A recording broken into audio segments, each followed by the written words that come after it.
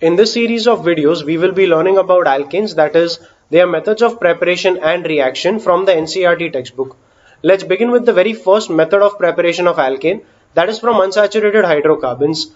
Unsaturated hydrocarbons means alkenes and alkynes. So taking the simplest of alkenes, ethene, we are making ethene react with hydrogen in the presence of a suitable catalyst like platinum, palladium or nickel. The reaction has to occur at a high temperature, and that is why we are mentioning heating as well. And this entire reaction will make hydrogen add across the double bond, and when hydrogen adds across the double bond of ethene, we get the formation of ethane.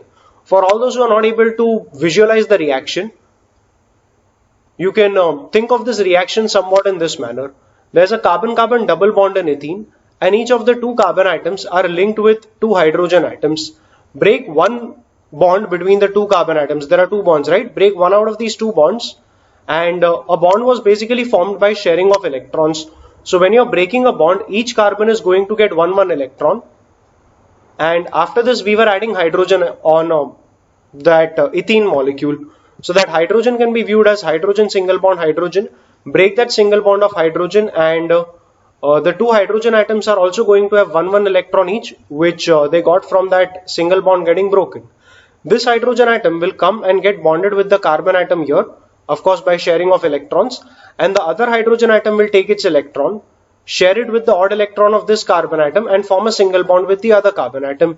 So this is how we can say that hydrogen is adding on ethene, and there's a single bond H and single bond H getting formed on that ethene molecule, which ultimately gives rise to the formation of this kind of a molecule. And that molecule, if you take a closer look at it, it is ethane. It is C2, this is one carbon atom, this is the other carbon atom, C2H6. Okay, so that's ethane getting formed by the addition of hydrogen across the double bond. In a similar way, if you talk of propene plus hydrogen, again in the presence of same type of catalyst, that is platinum, palladium, nickel, and of course heating, it will make hydrogen add across the double bond. So you can think of H2 as H, single bond H, one H attaches itself with the carbon here, the other hydrogen attaches itself with the other carbon. So this CH plus another hydrogen will make the middle carbon as CH2, and this part was already CH2. You are adding a hydrogen to it, so this part is going to become CH3. So the molecule finally becomes CH3, CH2, CH3, and in the process there was one bond between these two carbon atoms that got broken. So the double bond becomes a single bond, and finally the structure that we just discussed is this, and that basically is propane. So reacting propene with hydrogen in the presence of platinum, palladium or nickel catalyst at a high temperature is going to give rise to the formation of propane by making, of course, hydrogen add across the double bond of propene. Now in a similar way, what if we take an alkyne? Now see, when you take an alkyne and you are adding hydrogen to it, see, you first break one bond between the two carbon atoms and give each of the carbon atoms a single electron. Hydrogen will also break its bond, take one electron each. One hydrogen will add on this carbon atom, the other hydrogen will add on this carbon atom. But up till now in this reaction, what you have formed is not an alkane but an alkene, because there is still a double bond present in the molecule. So instead of taking one H2, we are taking two H2, because even beyond this the reaction is going to proceed. You can break one more bond between the two carbon atoms, give the two carbon atoms one electron each, break the bond between the two hydrogen atoms here, give them one electron each, make this hydrogen bond with the first carbon atom and make this hydrogen bond with the other carbon atom.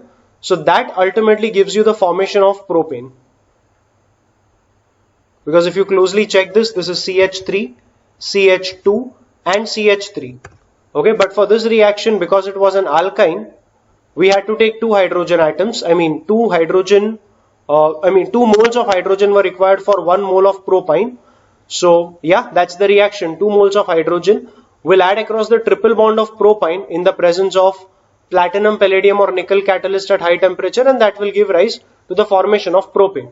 So this was the reaction of addition of hydrogen on unsaturated hydrocarbons, the very first method of preparation for alkanes. This extract is there in the NCERT textbook. Do go through it once. So it's exactly the same thing that we have discussed. So dihydrogen is dihydrogen gas. That is simply hydrogen. It adds to alkenes and alkynes in the presence of finely divided catalysts like platinum, palladium or nickel to form alkenes. Why do they say finely divided catalysts? The catalyst activity takes place on the surface of the catalyst. Whatever reaction takes place is actually taking place on the surface of the catalyst. If the catalyst has a higher surface area, the activity will be more, and the surface area will be maximum when you are taking the catalyst in the powder form, and that is why they have said finely divided catalysts. Okay, so you are taking finely divided catalysts. The catalysts are platinum, palladium or nickel in, like I said, the powdered form, that is the finely divided form. And yeah, that's the physical form of catalyst getting used in this reaction. These metals are being used. Why do you use platinum, palladium or nickel? That's because the metals have a very high tendency to adsorb hydrogen gas on their surfaces. Now what's the difference between adsorb and absorb? If this is, say for example, a piece of the catalyst, then adsorb means taking hydrogen only on the surface. Letting hydrogen stick on the surface is what you call the property of adsorption. Whereas if I talk of absorption, absorption means it will let hydrogen go inside it as well. Here we are not talking about absorption, here we are talking about adsorption. So these metals have a very high tendency of letting hydrogen adsorb on the surface. Higher the surface area, higher will be the adsorption of hydrogen and higher will be the rate of reaction. Dihydrogen gas is adsorbed on their surfaces, and by adsorbing dihydrogen gas on the surface, they are activating the hydrogen-hydrogen bond. Activating the hydrogen-hydrogen bond means ordinary hydrogen will not be so reactive that this reaction occurs. For this reaction to occur, hydrogen needs to be given some form of energy. Hydrogen needs to be activated, and that process of activating the hydrogen gas is performed very efficiently by these metals. So yeah, these metals, first of all, they have a high tendency of adsorbing hydrogen gas, and after adsorbing hydrogen gas, they are activating the hydrogen-hydrogen bond, which helps the reaction to occur. Platinum and palladium catalyze the reaction at room temperature, but a relatively higher temperature and pressure are required with nickel catalyst. Just an additional piece of information you need to go through. So that's the entire thing mentioned about this reaction in the NCERT textbook. With that, we go ahead with the next reaction, that is the preparation of alkanes from alkyl halides. Now, alkyl halide, in general, if I have to represent an alkyl halide, I would represent it by writing Rx. Now, alkyl halide is made to react with hydrogen, but this is not simply hydrogen, it is nascent hydrogen. Nascent hydrogen means hydrogen which is freshly prepared, and that freshly prepared hydrogen is a little more reactive than ordinary hydrogen, and that is why this reaction occurs easily if you are using nascent, that is freshly prepared hydrogen. How are you freshly preparing that hydrogen? You are preparing it by making zinc react with H+. H+ means an acid, and here the acid that you are using is dilute hydrochloric acid. So if we talk of this reaction, we are using zinc plus dilute HCl, and zinc plus dilute HCl will form ZnCl2 and H2. To balance out the reaction, we need to write a 2 here. So zinc plus 2HCl will give you ZnCl2 and H2. That H2 which is prepared is the freshly prepared hydrogen, that is nascent hydrogen. Because it is slightly more reactive than ordinary hydrogen, this reaction can happen easily with hydrogen prepared in this manner. So we are making an alkyl halide, alkyl because there's a CH3 methyl part, so in general alkyl. Halide means there's a halogen atom attached along with the alkyl group, so we are calling it alkyl halide. Alkyl halide reacting with hydrogen. Just try to imagine the reaction in this manner. Get back to this. Rx was the alkyl halide, where R is an alkyl group, X is the halogen like chlorine or bromine, and you're making it react with H2. H2 is H, single bond H. You can imagine this H taking away the X atom with it. So there's an HX atom coming out, or an HX molecule coming out, and the leftover hydrogen is going to get attached with the R part here. So we will have RH. The RH part that you are just getting here is what you call your alkane. And as an example of this general reaction which I have written over here, you can take a look at this reaction. Okay, so there was chlorine here. Let's write that H2 as H single bond H. This hydrogen is going to take away chlorine along with it, and that comes out as HCl. The remaining hydrogen is going to bond with the carbon atom which just lost the chlorine atom. So carbon was already CH3 and Cl. The chlorine atom went away with one hydrogen. The other hydrogen got attached with the carbon atom here, and that gave you the formation of CH4. That CH4 is what is written over here as methane. Okay, so that's the second method of preparation of alkyl halides, that is reaction of alkyl halide with hydrogen, and that hydrogen is nascent hydrogen formed by the reaction of zinc and dilute hydrochloric acid. They have said that this reaction will be given by all halogens except fluorines, or I mean precisely we call it fluorides. So alkyl fluorides are not going to give this reaction. Just take a look at the other two examples given. So you are taking ethyl chloride. Again you are making it react with H2, which is obtained from zinc and dilute HCl. So H2 is what we imagine as H single bond H. HCl comes out and you have HCl here. The remaining H attaches with the carbon atom which just lost chlorine, and that gave the formation of C2H6, which is ethane. The next reaction, this time it is 1-chloropropane. So you can see that chlorine is attached with the first carbon atom. So you can say 1, 2 and 3 carbon atoms. Chlorine attached with the first carbon atom, so we are calling it 1-chloropropane. Make it react with hydrogen, again the same thing. Think of it as H single bond H. HCl comes out. You get the formation of HCl, and the other H attaches itself with this carbon atom. Check that carbon atom for once. This carbon atom had only 2 hydrogen atoms attached with it. This carbon, the first carbon, had only 2 hydrogen atoms attached with it. One hydrogen atom got additionally attached with the carbon atom. So this carbon atom will now be written as CH3 in the final product. Okay. So the structure of the final product CH3, CH2, CH3. And yeah, that's propane.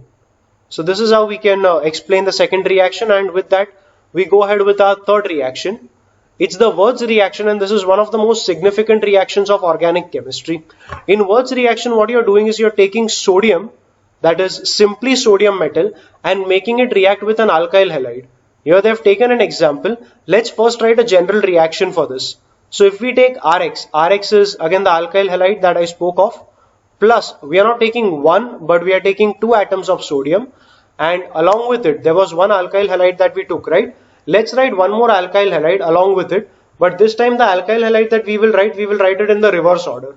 So we will write the halogen atom first and then the alkyl group. Now Na has the tendency of attaching itself with halogen, of bonding with halogen. So one sodium will take away one halogen with it, but because we had 2 halogens, we are taking 2 atoms of sodium. The 2 atoms of sodium are going to take away the 2 halogen atoms along with it. So this forms 2NaX. One sodium with one halogen, other sodium with the other halogen. So NaX gets formed, but 2 such NaX molecules get formed, and that is why we are writing 2NaX. Plus, the R part here attaches itself with the R part here, and that R single bond R that you just got represents your alkane. Okay, so check the reaction. They have taken the example of methyl bromide. You are making methyl bromide react simply with sodium, but we are writing one more additional molecule of methyl bromide, because now we will say that the 2 sodium atoms that we have taken are going to take Br along with it.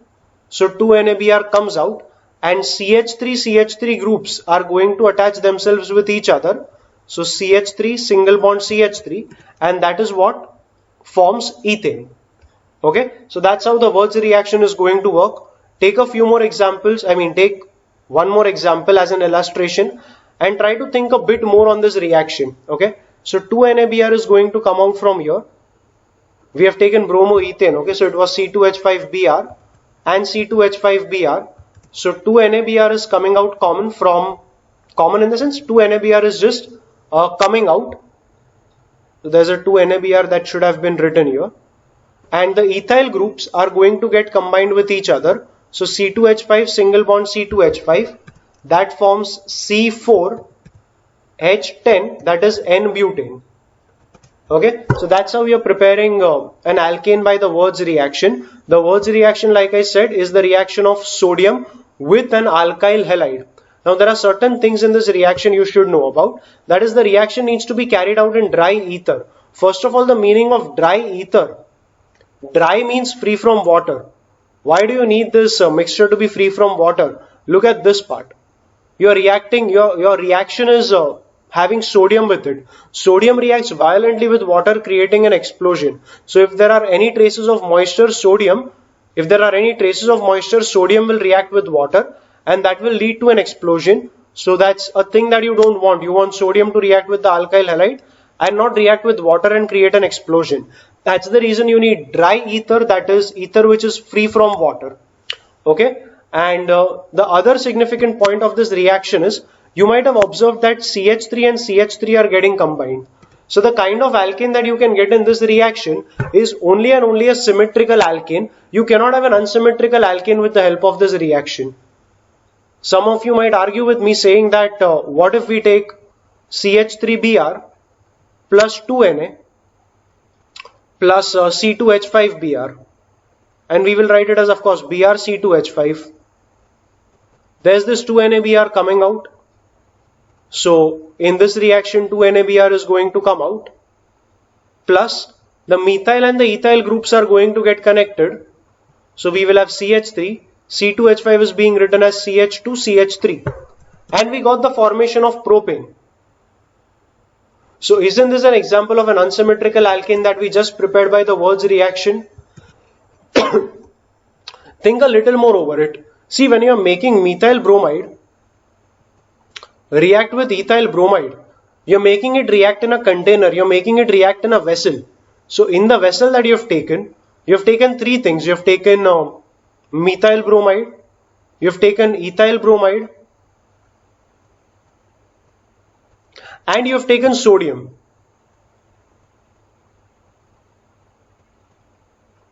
Now in this reaction mixture, it is not necessary that the two sodium atoms are going to take bromine atom, one from methyl bromide and the other from ethyl bromide only.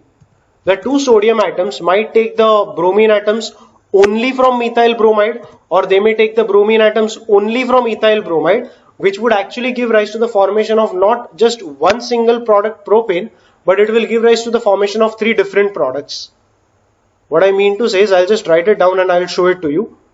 If CH3Br plus 2Na plus, instead of the molecule here reacting with the two molecules here, if the molecule here is not ethyl bromide but if it is methyl bromide, then also sodium will take the two bromine atoms, it will form NaBr and you will get the formation of ethane.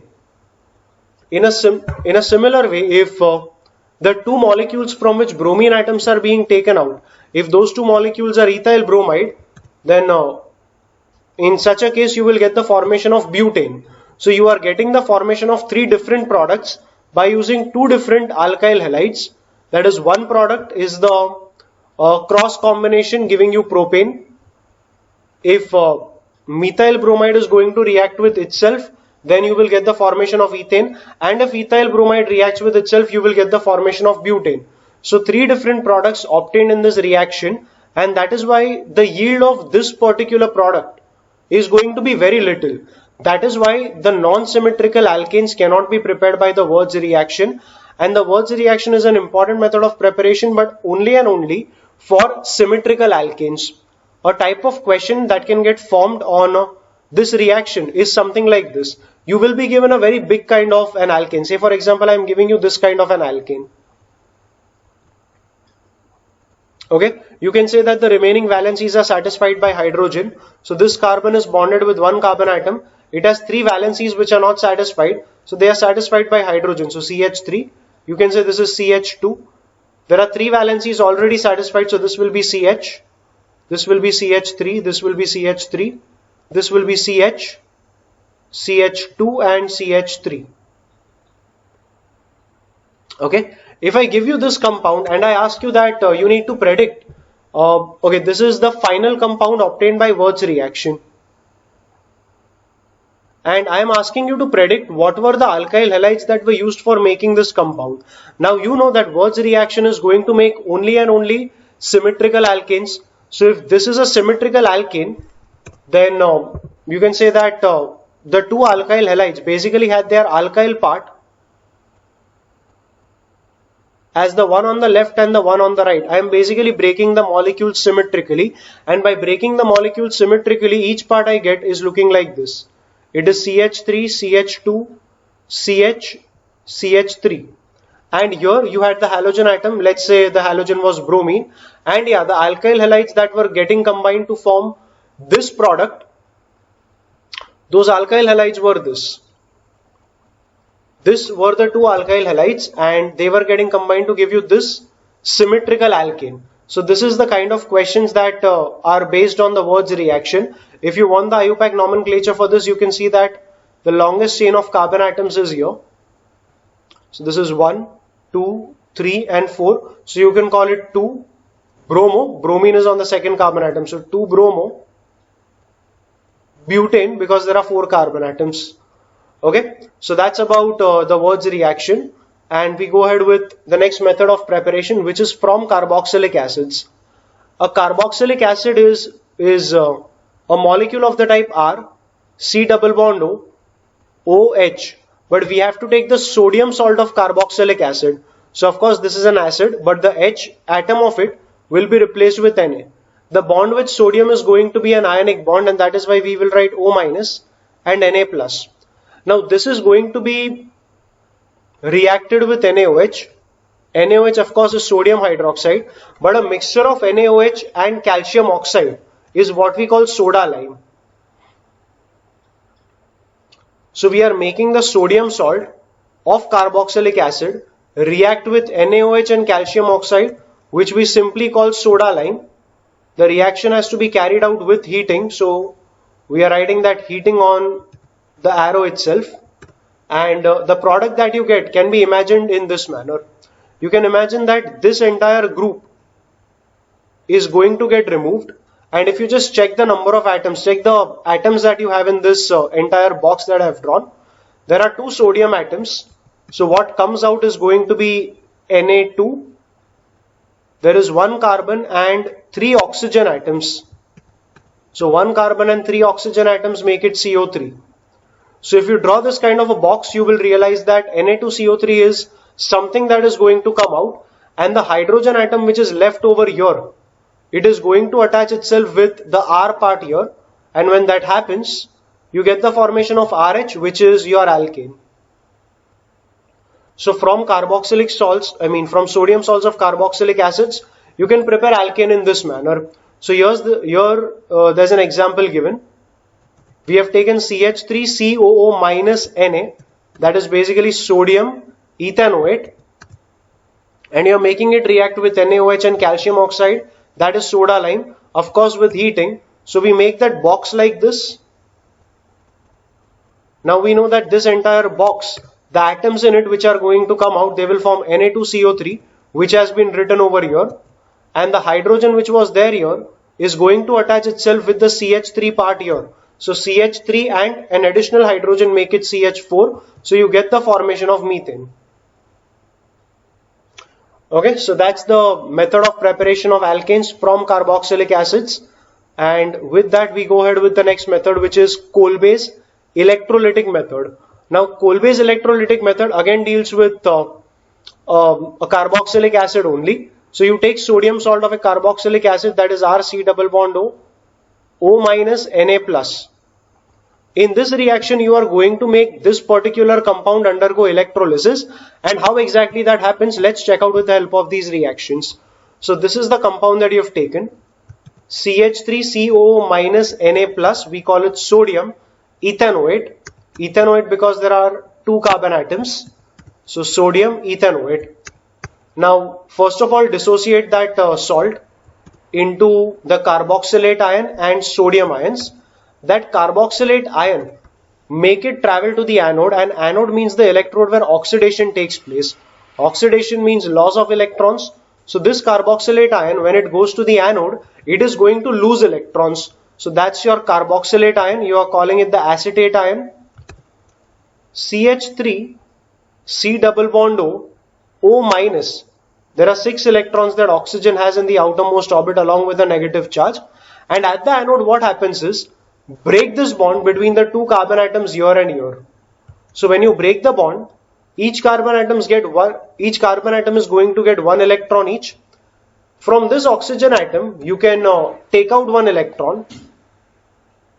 So this electron is lost to the anode.